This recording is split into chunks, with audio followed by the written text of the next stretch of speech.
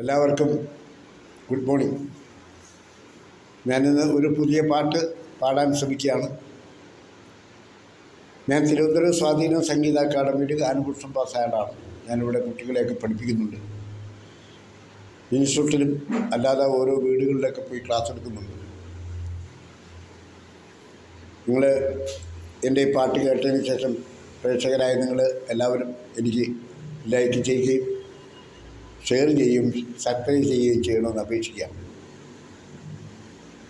സാമജവരഗമന സാമജവരഗമന സാധുഹൃത് സാരസാബ്ജപാല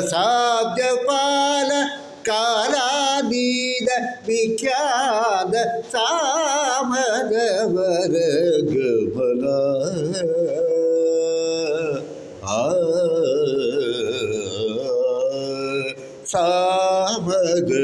സാമജവരഗമന സാമജവരഗമന